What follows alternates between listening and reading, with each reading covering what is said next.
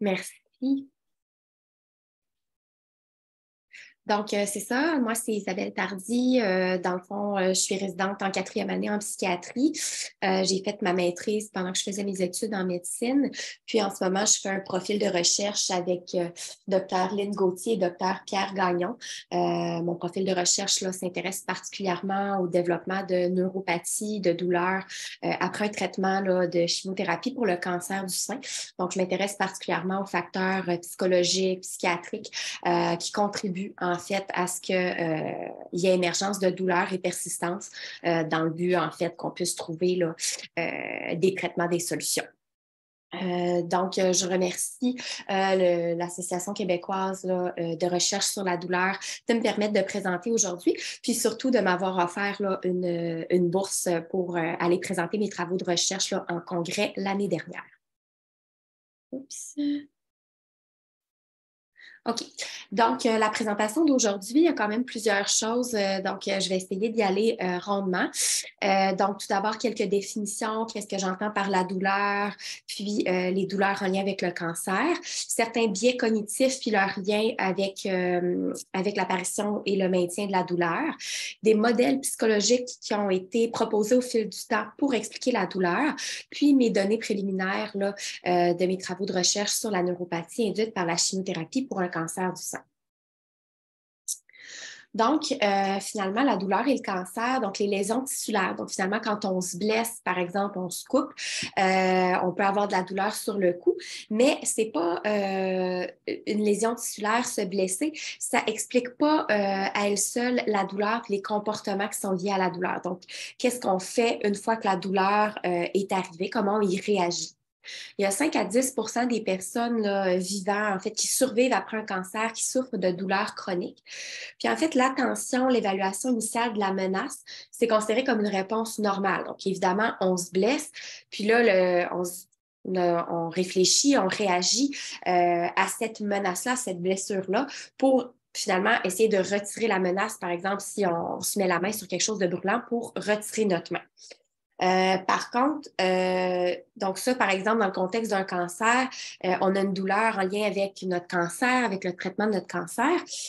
Par contre, une fois que le cancer est parti, on va garder une certaine vigilance à ces symptômes-là qu'on va pouvoir associer comme la douleur à la menace qui est le cancer. Donc, lorsque le cancer est terminé, considéré en rémission, même s'il n'y a comme plus de menaces réelles, il y a certaines cognitions, certaines pensées qui font qu'on entretient ça comme si la menace était encore là.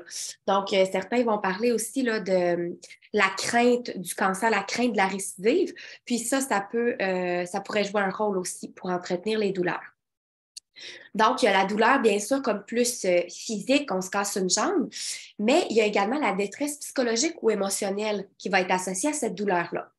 Donc, certains là, groupes en cancer définissent la détresse psychologique comme une expérience désagréable de nature émotionnelle, psychologique, sociale ou spirituelle qui interfère avec la capacité à faire face au traitement du cancer. Donc, comme vous voyez, c'est une définition assez générale qui est plus vaste que simplement le phénomène qu'on ressent physiquement. L'une des principales caractéristiques de la détresse psychologique, c'est l'incapacité à faire face efficacement à la douleur. Donc, les deux viennent interférer. La douleur amène la détresse, puis la détresse fait que la douleur peut être pire. Donc, vous voyez que ça peut être un petit peu compliqué de faire un peu un cercle vicieux. Donc, comment on s'adapte, donc l'utilisation de stratégies cognitives, donc les pensées puis les comportements sociaux pour répondre aux exigences de la situation. Dans les études, on peut mesurer cette détresse-là psychologique à l'aide de mesures d'échelle, par exemple, d'humeur négative, donc que ce soit des échelles de mesure de l'anxiété, de la dépression, par exemple. Puis la détresse peut survenir même en l'absence de symptômes. Donc, les douleurs qu'on avait, par exemple, pendant le traitement est partie, mais la détresse que ça a généré peut rester.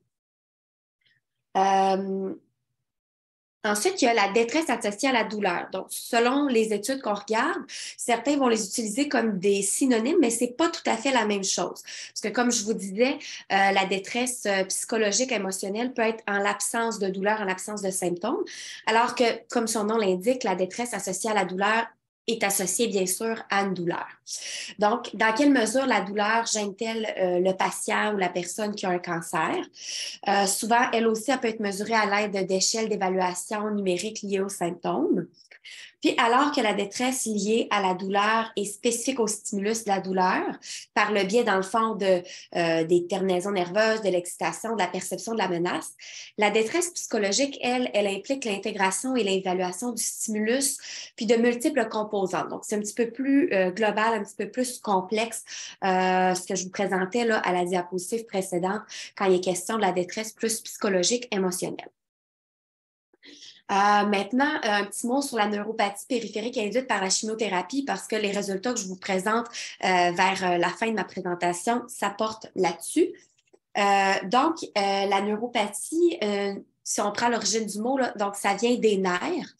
La neuropathie induite par la chimiothérapie, c'est un effet pénible, invalidant et mal compris du traitement du cancer du sein par les taxanes. Donc, les taxanes, finalement, c'est un type de chimiothérapie qui est couramment utilisé pour le traitement du cancer du sein. Les symptômes neuropathiques peuvent être de plusieurs ordres. Donc, souvent, ils vont être en gants et chaussettes qu'on appelle, donc particulièrement aux extrémités, aux mains et aux pieds. Ils peuvent inclure des brûlures, des chocs électriques, des crampes et des douleurs soudaines, des engourdissements et des picotements, des fourmillements, de l'allodynie, donc une sensation qui est normalement non douloureuse, qui va être perçue douloureuse par le corps, de l'hypo ou de l'hypersensibilité au changement de température, puis des faiblesses motrices. Les effets sensoriels et moteurs peuvent entraver considérablement la qualité de vie là, au quotidien des personnes qui en souffrent. Puis la neuropathie, donc comme je vous dis, c'est un effet au niveau des nerfs, donc les sensations sont différentes. La neuropathie peut être douloureuse ou non douloureuse. Puis selon les études qu'on lit, c'est pas toujours bien évalué est-ce que c'est une neuropathie qui est douloureuse ou non. Parce que vous comprendrez qu'on peut avoir un engourdissement, un picotement, ça peut être une sensation inhabituelle, un peu désagréable, sans être nécessairement douloureux, alors que des chocs électriques, par exemple, ça peut être plus douloureux, désagréable. Il y a une proportion importante des patientes après leur traitement de chimiothérapie pour le cancer du sein qui vont avoir des neuropathies induites par la chimiothérapie. Puis ce phénomène-là, quand même, diminue au fil du temps, mais reste qu'une bonne proportion, comme vous voyez ici, 6 mois après, selon les études, il peut quand même avoir facilement le quart des patients qui continuent d'avoir ces symptômes-là. Donc, il faut essayer de mieux comprendre le phénomène pour réduire cette conséquence désagréable-là après le traitement, finalement.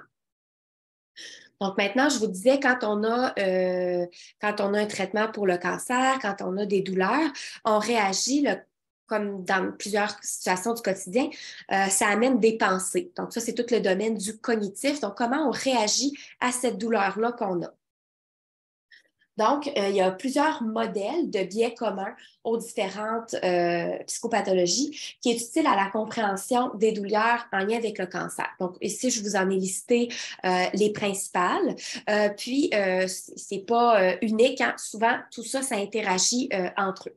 Donc, l'interprétation négative de l'ambiguïté. Souvent, quelqu'un qui a un cancer, même s'il est traité, il est en rémission, ben, on reste avec, comme je vous disais un peu plus tôt, le doute.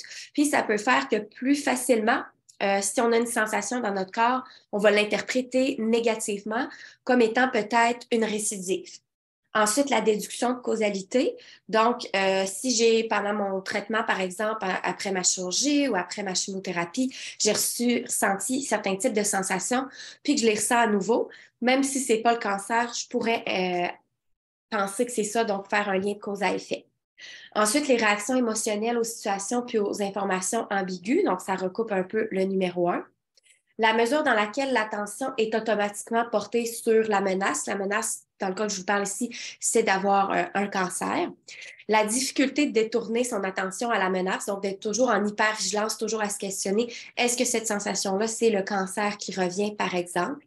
Puis, dans la vie, c'est normal. Ce qui fait qu'on a survécu, que la race, que l'humain continue, c'est qu'on évite la menace. Hein? On essaye de se garder en sécurité. Donc, même si à tort, on pense que quelque chose est une menace au niveau de nos pensées, ben, on va vouloir l'éviter, bien sûr. Puis tous ces biais-là interagissent l'un avec l'autre pour se maintenir dans le temps. Donc, là, je vous présente successivement quelques modèles. Donc, il y a le modèle de vigilance et d'évitement. Donc, on s'imagine, à tort ou à raison, qu'on identifie une menace. Donc, j'ai une sensation, par exemple, dans mon bras, j'ai des engourdissements. Donc là, il va y avoir un comportement d'évitement.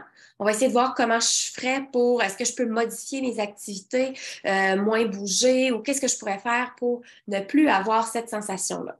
Ça peut maintenir l'anxiété, empêcher le contact avec des éléments qui permettent de confirmer ou d'infirmer de la menace puis de la réévaluer. Un comportement qu'on peut faire, ça pourrait être de prendre rendez-vous aussi avec le médecin pour voir est-ce qu'il y a une récidive ou non. Mais certains vont plutôt éviter, vont pas vouloir le savoir. Donc là, les pensées vont continuer de rouler. Ça peut amener jusqu'à même de la dépression, de l'anxiété, qui, à leur tour, vont interagir avec le phénomène de la douleur. Les traumatismes, tant psychologiques que physiques, vont avoir un effet durable sur la prise de conscience et l'évaluation des menaces. Puis à la fois, le cancer, les traitements peuvent être perçus comme un traumatisme, donc comme l'identification de menaces. Donc, l'accent mis sur l'interprétation erronée, persistante et catastrophique de sensations physiques qui peuvent être bénignes. Hein, on a tous des sensations dans notre corps, mais une fois qu'on a eu des douleurs ou une fois qu'on a traversé un traitement pour le cancer, bien, on peut interpréter différemment puis un peu plus négativement les sensations qu'on ressent. Puis c'est particulièrement pertinent dans le contexte des gens qui ont survécu à un cancer, puis ça rend ces sensations-là, des fois, avec des pensées intrusives, puis difficiles à ignorer. Ensuite, il y a le biais attentionnel en lien avec les douleurs chroniques non cancéreuses aussi. Donc, lorsqu'on a, je vous parlais un petit peu plus tôt, classiquement, quand on a une douleur aiguë, donc sur le cou, on se casse une jambe, on se brûle, on se coupe, c'est que ça envoie à notre cerveau un signal qu'il y a un dommage. Il y a un dommage physiquement. Par contre, dans le cas de la douleur chronique, il n'y a pas nécessairement un dommage sur le cou. Ça se peut qu'il y ait eu un dommage dans le passé, que le dommage soit réparé, mais que la douleur soit restée. Ça peut maintenir une forte conviction que la douleur est un signal de danger. Donc, si par exemple, j'ai eu un cancer du sein, j'ai eu une chirurgie, j'ai eu de la chimiothérapie, pendant mes traitements, j'ai eu beaucoup de douleurs. Donc, mon cerveau peut avoir associé douleur, cancer, danger. Puis après ça, si je ressens de la douleur, c'est difficile de ne pas être en état d'alerte parce que j'ai fait l'association avec le cancer. Ça amène du stress, de l'anxiété, qui peut aller jusqu'à un trouble d'anxiété, qui peut aller jusqu'à un trouble dépressif. Ça va altérer négativement la qualité de vie puis le quotidien des gens qui en souffrent. Ça peut entraîner, ce que je vous dis, c'est pas tout le monde, là, mais chez certaines personnes, ça fait qu'on a une peur de la douleur. Même si on n'a pas de douleur, on reste dans la crainte dans ce qu'on fait dans notre quotidien, est-ce que ça va amener de la douleur? Puis on essaie d'éviter de fuir cette douleur-là. Puis chez certaines personnes, ça va amener une certaine inactivité. On peut amener même un retrait, avoir une moins grande vie sociale, moins vouloir sortir parce qu'on craint cette douleur-là. Puis là, vous voyez la flèche qui mène vers le haut, bien là, ça amène beaucoup d'inquiétude, puis ça peut entretenir cette douleur-là chronique, faire un peu comme une roue qui tourne.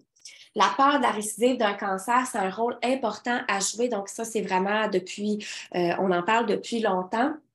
Puis, il y a des recherches qui ont été faites là-dessus. Entre autres, là, il y a la professeure Josée Savard là, à Québec qui a développé récemment, qui a publié ses recherches sur une intervention psychologique de groupe qui vise justement à adresser spécifiquement ça, la peur de la récidive du cancer pour essayer de diminuer la détresse qui est associée. Donc, les modèles psychologiques, il y a une interaction aussi entre douleur et sommeil. Donc, quelqu'un qui a de la douleur, évidemment, ça peut nuire à la qualité de son sommeil, mais à l'inverse aussi, quelqu'un qui souffre d'insomnie, qui a une mauvaise qualité de sommeil, qui se réveille souvent, ça peut augmenter la douleur. Puis même si vous voyez les flèches dans les deux sens, donc la douleur qui interagit sur le sommeil sur la douleur, le fait d'avoir un mauvais sommeil, c'est un plus grand prédicteur de douleur que l'inverse. Donc, des gens qui ont un mauvais sommeil sont plus à risque de développer des douleurs, peu importe là, le type de douleur. Puis, le problème, c'est qu'une fois qu'on a des douleurs, bien, évidemment, ça peut nuire au sommeil. Donc, un autre des modèles psychologiques de la douleur chronique, c'est lorsque la priorité de l'individu va à contrôler la douleur à tout prix. Puis, ça peut interférer avec les activités, les objectifs de vie quotidienne. Ça a des effets néfastes à la fois sur la santé mentale et physique, qui crée également un cercle vicieux où la douleur peut devenir persistante et invalidante. Donc, vous voyez, les modèles se recoupent. Donc, on a une douleur, c'est perçu comme une menace. Selon l'individu, la personne peut avoir une réaction mentale catastrophique, donc voir tout de suite le pire avec cette douleur-là. Une certaine hypervigilance, donc on est toujours à regarder qu'est-ce qui cause cette douleur-là. Est-ce qu'il y a une menace réelle ou potentielle? Puis, cette vigilance accrue-là qui amène des stratégies d'évitement pour résoudre la douleur. Ici, dans le fond, c'est une étude intéressante qui avait été faite qui comparait des gens qui avaient de la douleur chronique, qui n'avaient pas de douleur chronique, puis il étudiait en fait les mouvements des yeux. Donc, combien de temps les gens regardaient, par exemple, des images de personnes qui avaient de la douleur ou qui n'avaient pas de la douleur. Donc, c'était vraiment un appareil précis qui regardait le temps que l'œil se portait en fait sur des stimuli douloureux ou non. Puis, ce qu'il remarquait, c'est que les personnes qui avaient des douleurs chroniques étaient plus susceptibles que ceux qui n'avaient pas de douleur de regarder d'abord l'expression faciale douloureuse par rapport à une expression faciale neutre. Donc, il leur montrait plusieurs images, puis il comparait ensuite. Puis, lorsqu'on compare les individus avec puis sans douleur, tout le monde passait plus de temps à regarder ce qui était de la douleur, mais ceux qui avaient des douleurs chroniques passaient finalement en absolu un plus grand nombre de temps quand on les comparait à ceux qui n'avaient pas de douleur. Donc, on voit que vraiment, il y a un biais, il y a une attention qui est portée là, sur la douleur. Ensuite, ici, c'est assez chargé comme diapositive, mais c'est un peu comme un résumé là, de presque tout ce que je vous ai dit depuis le début. Donc, c'est le modèle cognitif-affectif de l'évaluation des symptômes chez les survivants de cancer. C'est un peu sur ce genre de modèle-là que je me suis basée pour les résultats que je vais vous présenter là, dans quelques minutes. Donc, il y a une gestion de l'incertitude que les gens qui ont survécu à un cancer, qui ont des douleurs, doivent faire face. Hein, parce que le cancer, ça a une connotation très chargée émotivement. Souvent, quand on dit ce mot-là à quelqu'un, ça amène de l'inquiétude, les gens ont peur, souvent on pense, est-ce que la personne va mourir? C'est des gros traitements. Donc, selon comment la personne réagit, elle va être plus susceptible ou non d'avoir de la douleur, puis d'avoir de la douleur chronique. Donc, beaucoup de gens vont avoir de la douleur entourant leur cancer, mais selon comment les gens réagissent au niveau mental, ça va influencer est-ce qu'ils ont plus de risques que cette douleur-là se chronicise, donc perdure même au-delà du traitement.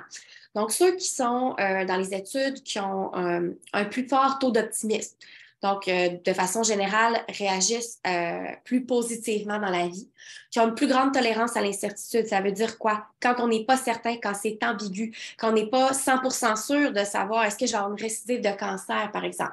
Donc, ceux qui ont une plus grande tolérance, ceux qui anticipent, qui ont moins tendance à anticiper des mauvais résultats. Vous savez, vous connaissez dans votre entourage, il y a des gens, ils ont tendance à se dire le pire va m'arriver. Ça va toujours être le pire.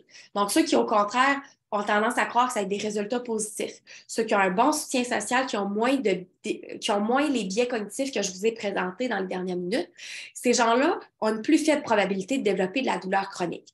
À l'inverse, c'est pas mal le côté inverse, ceux qui sont plus pessimistes, qui ont moins de tolérance à l'incertitude, qui anticipent tout le temps ou plus souvent des mauvais résultats, qui ont un faible réseau social ou qui perçoivent leur réseau social comme insuffisant ou qui ont de nombreux biais cognitifs, ces gens-là ont une plus grande probabilité d'avoir des douleurs chroniques. Puis, entre les deux, je vous ai mis, c'est quoi les défis? C'est difficile de distinguer en permanence une vraie d'une fausse alarme. Comme je vous disais, si on a une sensation pendant notre traitement, puis qu'on a une sensation similaire, proche d'eux, comment savoir si c'est une vraie ou une fausse alerte? Puis, dans le réseau de la santé, vous le savez, des fois, c'est difficile d'avoir un rendez-vous avec un médecin, un professionnel de la santé. Donc, le manque d'accès facile à une évaluation objective de la menace. Donc, si on est plusieurs jours, plusieurs semaines avant de pouvoir voir notre professionnel pour savoir est-ce que j'ai perçu comme une menace, est-ce que c'est réel ou pas, ça peut contribuer aussi au développement ou à la persistance de la douleur. Ensuite, toujours dans les facteurs qui influencent la douleur, l'anxiété, l'anticipation, je vous l'ai dit, ça a une grande influence sur la douleur. Il existe une relation bidirectionnelle entre la douleur et la santé mentale. Donc, d'avoir de la douleur, ça augmente le risque d'avoir, par exemple, de l'anxiété et de la dépression. Mais les gens qui ont de l'anxiété et de la dépression comme premier problème sont aussi plus à risque de développer des douleurs de toutes sortes, là, que ce soit en lien avec le cancer ou non. La persistance de la douleur 5 ans après un traitement du cancer, c'est expliqué par des facteurs, d'autres facteurs que les caractéristiques associées au cancer et son traitement. Donc, il y a plusieurs années, on se disait, les gens qui ont eu un cancer et qui ont des douleurs, c'est sûrement parce qu'ils ont eu une chirurgie, ils ont eu de la chimiothérapie, c'est les médicaments qui ont été utilisés, c'est leur type de cancer. Mais finalement, en faisant des recherches, lorsqu'on essayait de tout additionner ces facteurs-là, le type de chirurgie, le type de traitement, le type de cancer, on se rendait compte que ça prédisait moins de 10 des risques de développer de la douleur. D'où mon intérêt finalement à m'intéresser aux facteurs psychologiques, psychiatriques en lien avec la douleur, parce que finalement, on se dit, le cancer en soi, son traitement, c'est pas assez pour expliquer le développement des douleurs. Puis la persistance des douleurs est probablement expliquée par la détresse avant le traitement, puis les attentes du patient aussi. Donc, si la personne s'attend à avoir de la douleur, elle est plus à risque d'en avoir. Donc, excusez, ici c'est en anglais, mais je vais passer vite parce que mes autres diapositives avant puis après, ça résume ça un peu. Mais finalement, ici, vous avez la douleur, son interprétation, puis l'interprétation que la personne fait de la douleur, c'est très important. Si on interprète ça comme une menace, comme je vous ai dit, on a de la peur, de l'inquiétude, on a des biais, tout ça, ça tourne ensemble. Ça nous amène à des comportements. Puis si on va avec des comportements maladaptifs, finalement, eh bien, on est à risque d'entretenir les peurs, les craintes, et puis ça nous remène à la douleur à nouveau. Si à l'inverse, on interprète ça comme ce n'est pas une menace, ce n'est pas le retour de mon cancer, on peut maintenir nos activités quotidiennes, pas de comportement maladaptif et pas de douleur chronique. C'est un peu simpliste, là, mais c'est un modèle. Donc, maintenant, si on va dans les douleurs chroniques spécifiquement chez les survivantes de cancer du sein, l'anxiété et la dépression, ça a été associé aux douleurs. Le tiers des personnes qui souffraient de douleurs présentaient des symptômes de neuropathie, donc ça se chevauche. Les symptômes neuropathiques étaient plus fréquents chez les personnes qui avaient subi radiothérapie, chimiothérapie, qui avaient un lymphédème. Le fait d'avoir des douleurs avant son cancer, donc évidemment, on peut avoir toutes sortes de problèmes de santé avant d'avoir le diagnostic de cancer. Donc, ceux qui avaient de l'arthrite, de l'arthrose, des douleurs cervicales, de la fibromyalgie étaient plus à risque d'avoir des douleurs après leur cancer. Puis les personnes qui souffraient de douleurs neuropathiques ont signalé une interférence beaucoup plus importante dans leurs activités quotidiennes. La raison pour laquelle la douleur prédit la douleur, c'est pas clair, mais ceux qui ont déjà des douleurs pour une autre raison sont plus qu'à risque d'en avoir d'autres. Ceux qui avaient des douleurs chroniques avant d'avoir leur chirurgie pour le cancer avaient plus à risque que ça continue les douleurs. Il y a des facteurs génétiques qui pourraient entrer en ligne de compte aussi. Et puis, le fait d'avoir des douleurs chroniques avant la chirurgie pour le cancer du sein, ça pourrait indiquer un état de sensibilité plus élevé à la douleur. Donc, il y a des recherches qui sont faites là-dessus aussi pour un même seuil de stimulation douloureuse. Certains vont le ressentir plus que d'autres. Donc, ça va entrer en ligne de compte aussi. Toujours dans le modèle, donc la nociception, c'est la douleur. Ça vient un peu répétitif avec ce que je vous disais. Une menace, la détresse reliée à la douleur, l'intensité de la douleur va interagir aussi. Les facteurs psychosociaux, donc est-ce que j'ai un bon réseau social? Est-ce que j'avais déjà de l'anxiété, de la dépression? Les expériences passées, est-ce que c'est mon premier cancer? Est-ce que j'en ai eu 3 autres? Est-ce que ma sœur est morte d'un cancer, par exemple? Comment, en général, dans la vie, je m'adapte quand j'ai un problème, une difficulté, un défi? Puis le reste, ça se recoupe avec des choses que je vous ai déjà dit, donc je vais avancer. Il y a la théorie du contrôle des portes, donc qui a été proposée, qui amène une interdépendance entre les sensations, la discrimination. Donc, j'ai une sensation dans ma main. Est-ce que je la considère comme douloureuse ou non? Est-ce qu'elle est dangereuse ou non? Motivation, affection. Donc, est-ce que ça m'amène des sentiments? Parce que peut-être j'ai déjà eu une sensation à ma main, puis en même temps, j'avais eu une nouvelle négative. Puis la cognition, l'évaluation, donc au niveau des pensées, comment je traite ça? La blessure ne produit pas seulement de la douleur, elle perturbe tous les systèmes dans notre corps. L'homéostasie, c'est ce qui contribue à l'équilibre dans le corps. Donc, tout ce qui amène l'équilibre du cerveau, ça produit un stress qui déclenche toutes sortes de réactions complexes. Donc, ici, c'est un modèle qui a été développé pour les survivants d'un cancer pédiatrique, mais il y a quand même certains éléments intéressants. Donc, on a un diagnostic de cancer, il y a la douleur reliée à la maladie, au traitement, aux procédures. Puis tout ça, il peut avoir la détresse émotionnelle, des effets secondaires négatifs tardifs du traitement, les habitudes de vie. Puis si la douleur n'est pas traitée ou est mal prise en charge dès le départ, bien, ça peut amener une chronicité. Donc, c'est quoi les facteurs biologiques, physiques qui peuvent amener de la douleur après un cancer du sein? L'âge, d'avoir des affections douloureuses avant notre cancer, un lymphédème, des problèmes rénaux, d'avoir déjà des problèmes de santé, une sensibilité plus grande que la moyenne à la douleur, d'avoir une neuropathie, des problèmes neuropathiques de base, donc il n'y a pas juste la chimiothérapie qui peut amener des problèmes de neuropathie. Ensuite, des habitudes de vie. Donc, si on consomme plus d'alcool, de tabac, qu'on est inactif, qu'on a un surplus de poids ou du diabète, on est plus à risque aussi. Les facteurs qui m'intéressent moi particulièrement dans mes recherches, c'est les facteurs psychologiques et personnels. Donc, sensibilité accrue à la douleur. Est-ce qu'on a plus une tendance à être optimiste ou pessimiste dans la vie?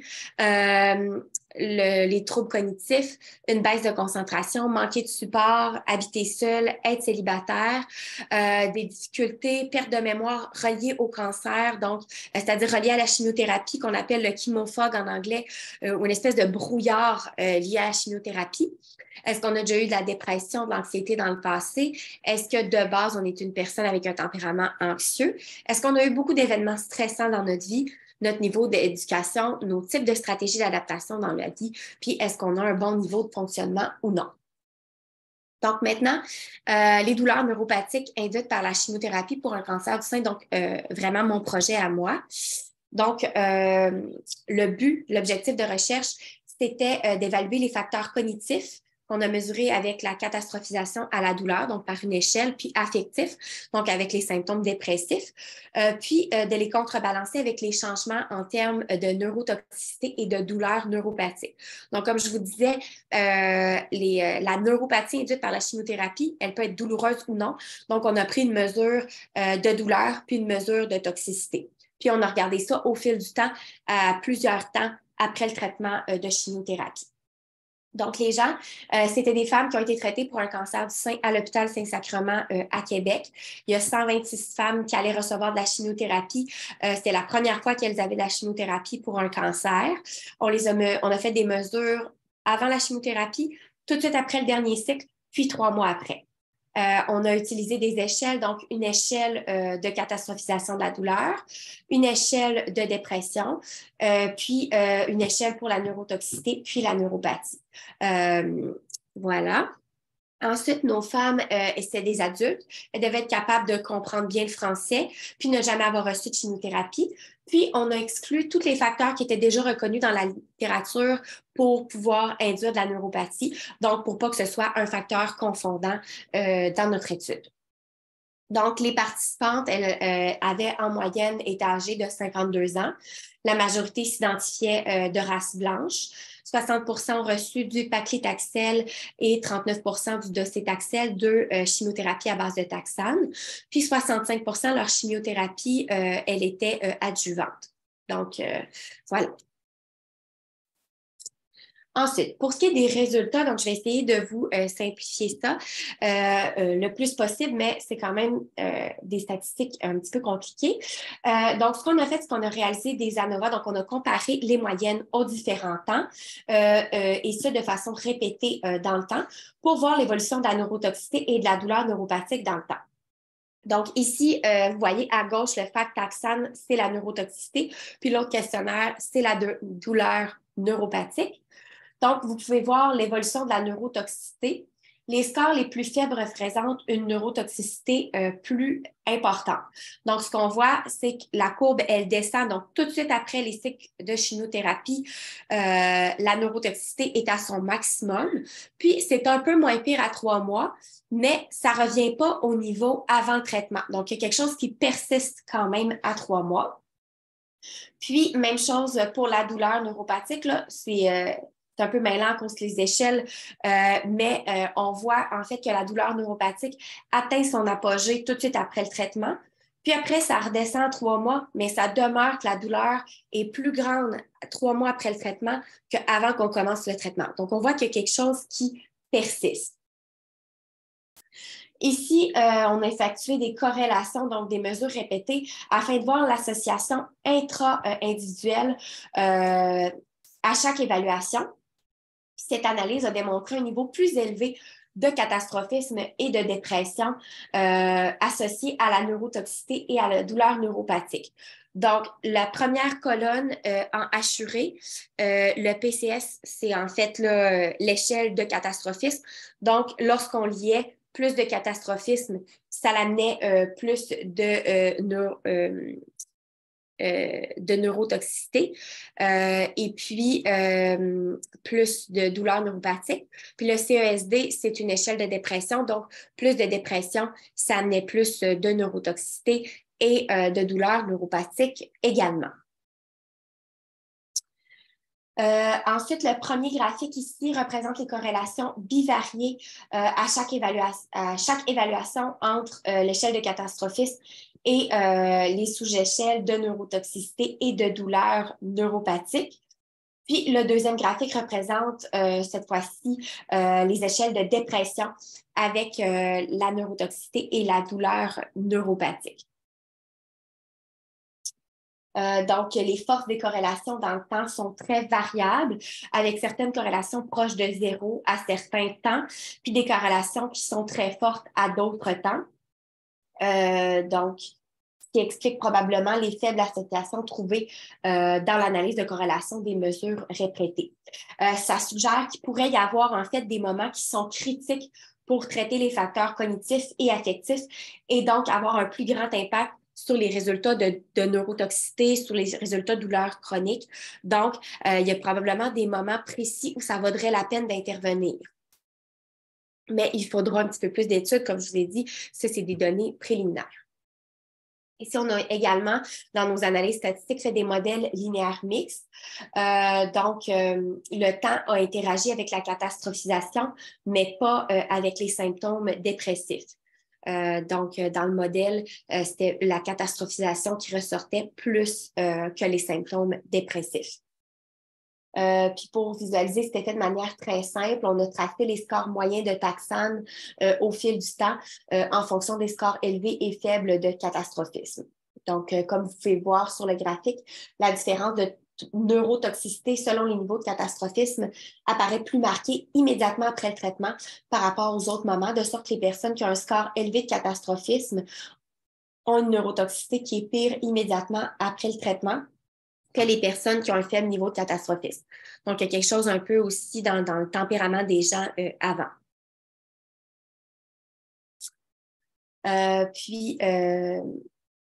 Ici, c'est avec les douleurs neuropathiques. Donc, encore une fois, c'est vraiment le catastrophisme qui ressort également pour les douleurs neuropathiques. Donc, c'est le même type de graphique qui a été fait. Donc, les personnes qui ont des scores de catastrophisme élevés signalent une douleur neuropathique pire immédiatement après le traitement par rapport aux personnes qui ont des scores de catastrophisme qui est faible. Évidemment, c'est des échelles de mesure, c'est fait à des temps précis, donc c'est sûr qu'il y a certains biais liés à ça. Comme je vous disais, c'était des données préliminaires, mais quand même, ça va être intéressant en continuant d'analyser les données, puis en regardant d'autres éléments. Là, ici, je vous ai présenté le catastrophisme, la dépression, mais on va regarder aussi l'anxiété et d'autres paramètres pour voir si on jumelle tous ces paramètres-là, qu'est-ce qui permet en fait d'expliquer le plus à la fois la neurotoxicité et les douleurs neuropathiques, parce que les douleurs neuropathiques, la neurotoxicité, je ne l'ai pas dit au début, là, mais ça peut amener là, des difficultés, par exemple, de sensibilité aux mains. Ça peut nuire, par exemple, à boutonner une cheville. Donc, au quotidien, ça a un effet double négatif, là, à la fois les conséquences de la douleur, mais l'impact fonctionnel aussi. Donc, le temps avance. Alors, je vais conclure tout de suite pour laisser du temps s'il y a des questions. Donc, comme je vous dis, les études vont se poursuivre dans notre cas, mais également, on n'est pas les seuls à travailler là-dessus. Le développement des douleurs chroniques, puis les douleurs neuropathiques induites par la chimiothérapie, je pense que vous l'avez vu, c'est complexe. Il y a vraiment beaucoup de facteurs qui interagissent entre eux, que ce soit les facteurs psychologiques, que ce soit les facteurs physiques liés au cancer. C'est multifactoriel, beaucoup de facteurs. Puis je pense que ce qui est à retenir peut-être de la présentation, c'est que les facteurs psychologiques sont importants à prendre en compte. Si on ne les prend pas en compte, on passe à côté de quelque chose là, pour le traitement, pour voir en fait qu'est-ce qui maintient ou pas les douleurs. D'ailleurs, comme je vous disais, il y a des chercheurs qui ont développé une approche pour aider les gens avec la crainte, la récidive des cancers. Donc, je pense qu'il y a beaucoup d'approches comme ça qui viseront à être développées dans le futur pour accompagner les gens qui ont des douleurs, qui ont de la détresse suivant leur cancer. Donc, ici, j'avais listé les différentes références sur lesquelles se base la présentation que je vous ai faite aujourd'hui. Comme j'ai dit en début de présentation, je remercie l'Association québécoise sur la douleur chronique de m'avoir permis de présenter mes travaux de recherche là, dans un congrès international l'année dernière. Je veux remercier également tous les membres de l'équipe de recherche du professeur Lynn Gauthier et de Dr Gagnon qui m'ont aidé dans cette recherche-là. Et puis, si vous êtes curieux de savoir nos autres projets sur la douleur chronique sur lesquels on travaille, eh bien, vous avez sur cette diapositive-là le site Internet de notre laboratoire, donc Lab Douleur OSS. Donc, vous avez l'adresse ici, vous pourrez voir tous nos projets de recherche. Donc, je vous remercie beaucoup pour votre attention.